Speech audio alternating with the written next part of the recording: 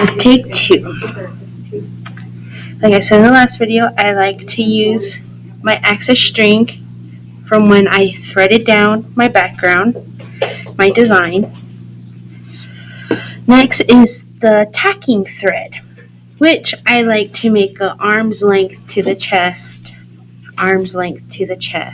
then cut. That way it gives you a little bit more of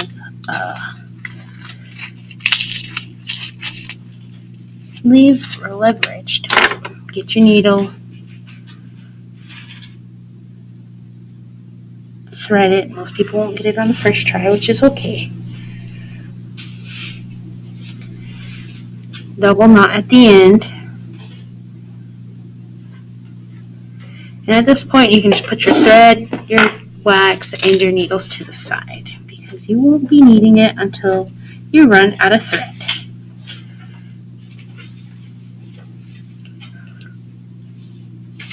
This is the first time I'm doing a video.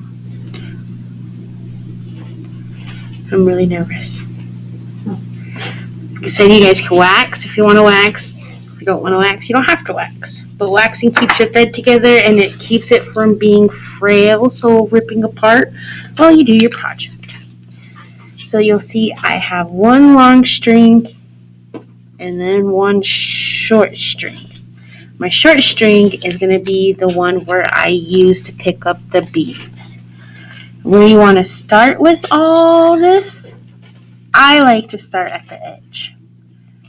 Getting down my edge, well, at least the side of it, the inner part of the circle right here. Most people like to start with the design itself or go from outer to inner. Me, I was taught how to do the outer part first, then work your design, then go from, if you're doing a circle, you're supposed to go from outwards to inwards. So we'll just do the edging right now. And I think I will make this.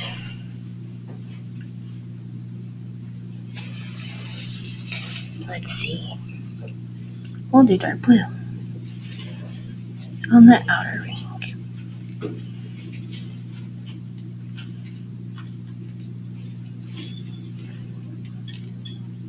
And you'll notice I'm just picking up a whole bunch of beads at one time. Because I don't have a certain number of how many beads are going to go around it. But you just pick it up one by one. Most people hold their tray. Pick up a needle, pick up, pick up, pick up, pick up, pick up, pick up. I'm all lazy. I like to go like this. Push my finger down, tap it, bring it all the way up to my face.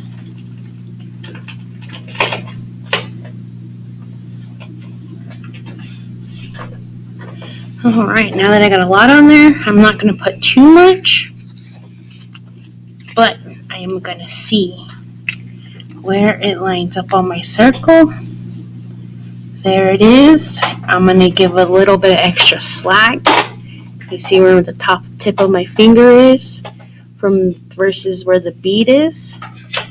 That's where I'm going to tack it, right there. It's going to give me a lot of extra space, but that is a lot more space for me to use so I can tack and put where my needle needs to go. So if I pull it, it's going to look like this. Like a little arch. And then if I lay it downwards, it's not going to be at the top of the circle. That's fine. That's why you have the back part, your thread is. You're going to give that just a little bit of slack, but not too much, because you're going to put a kind of a hold on it like this. I like to take mine and wrap it around my finger, so it looks like this on mine. But that's just me. Take it. Now you get your other thread, your long thread. Make sure it's not knotted up. See, mine got knotted up. Oh no, you're going to witness the first knotting.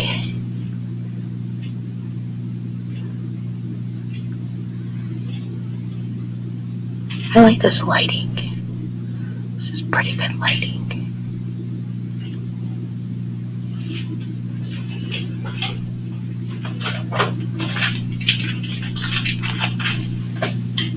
Oh,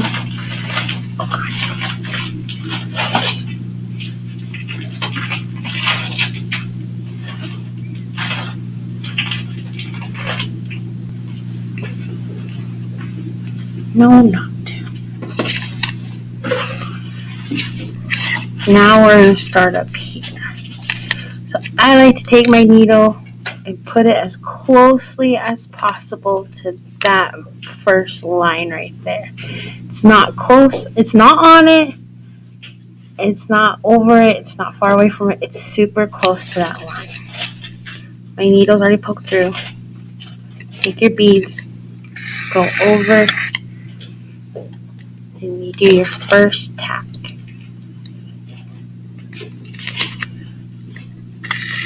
And I did it on the first two beads, so that way it's not going to move. Kind of pull, make it a little bit tight. Second one, same thing.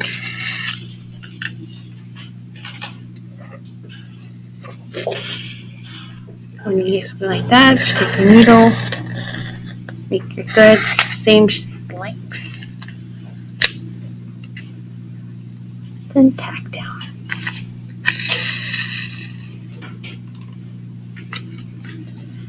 Same thing. Now I'm going to go every 3 beads and not every 2 beads.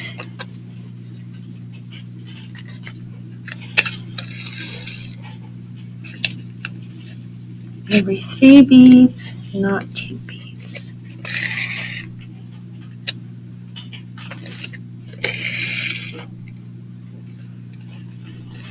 Every 3 beads.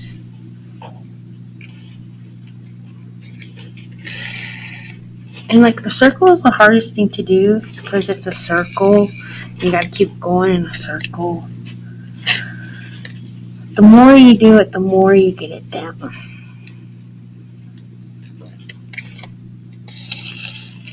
And plus it helps to have like a jewel or something in the middle when you're doing a circle. But in this case, we're just starting where we are starting at the edge.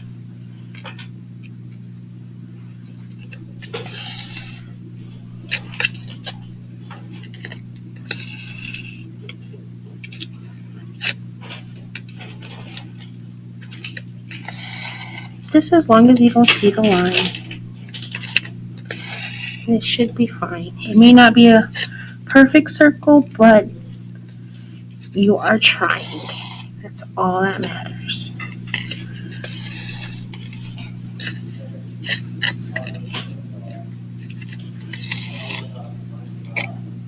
Make sure you have enough arm room to swing your arm back with your needle.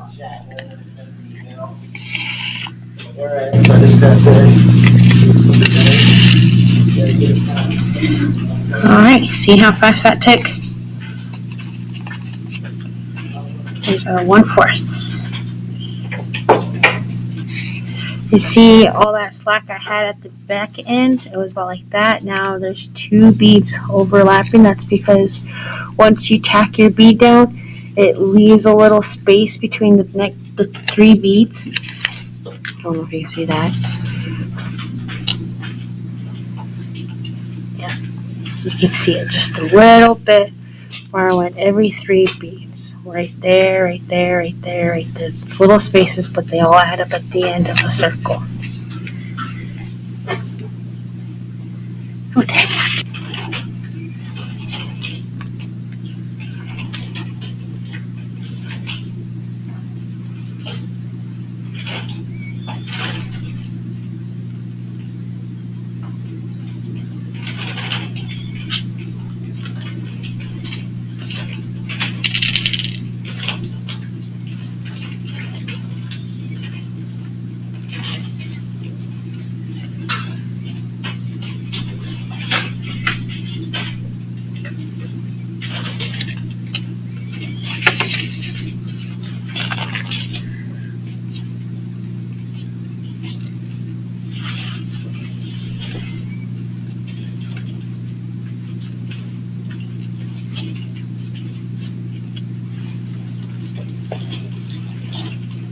or starting my beads.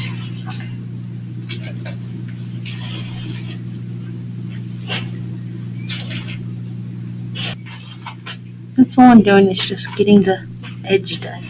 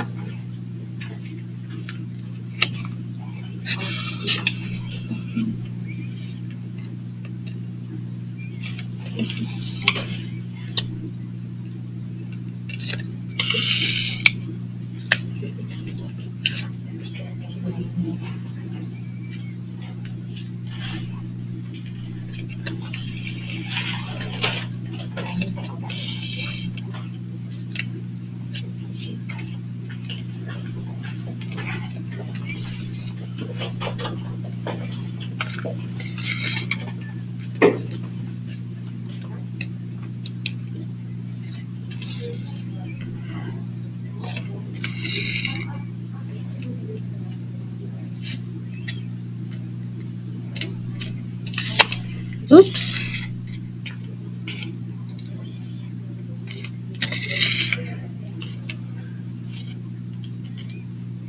I thought you had a jig in your butt.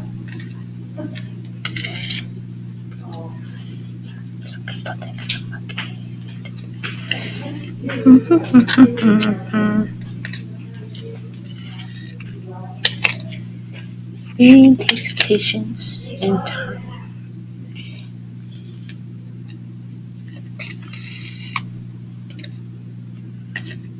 Yeah, my mom taught me how to bead when I was 7 years old.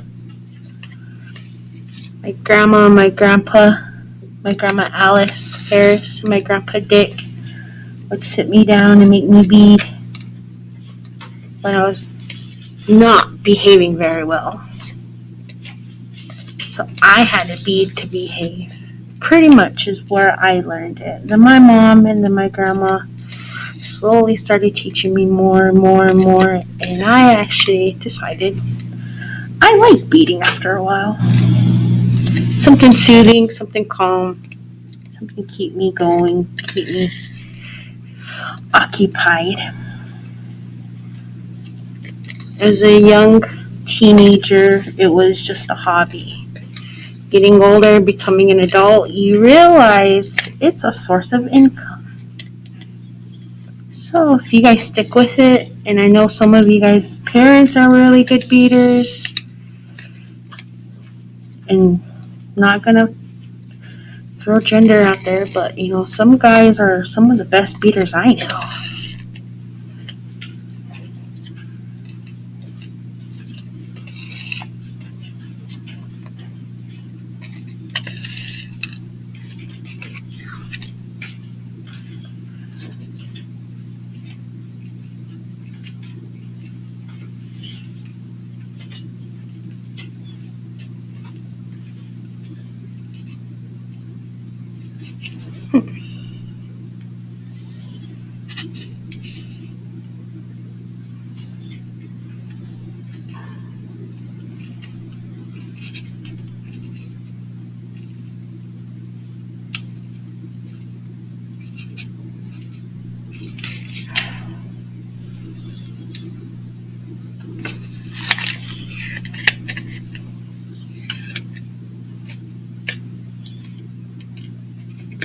I'm still going every 3 bead.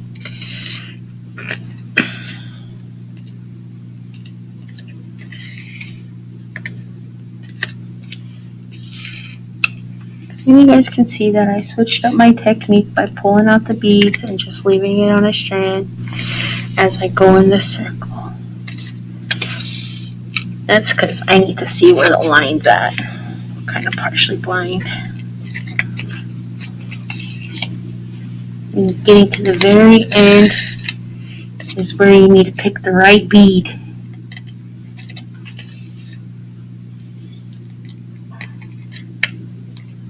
I'm so used to sitting upwards doing this.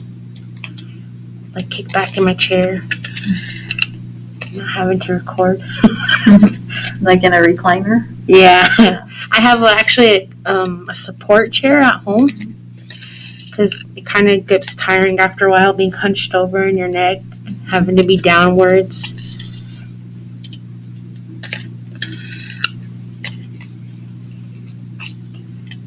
Yeah.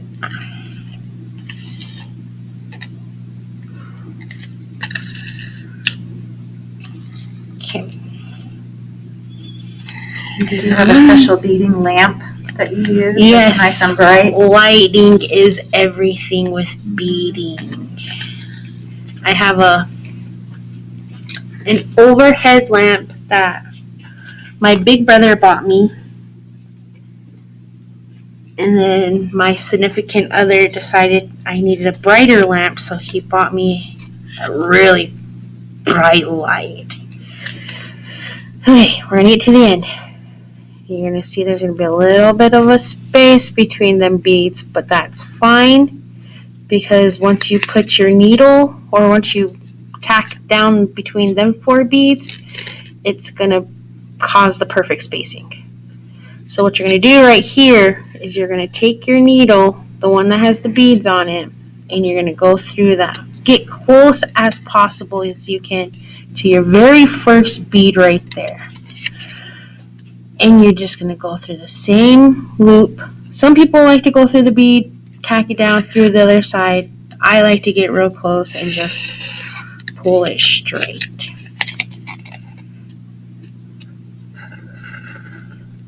There we go. See how it just laid there?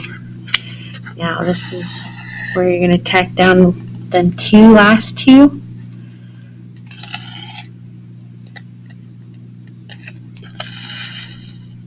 And you can't even see where you started.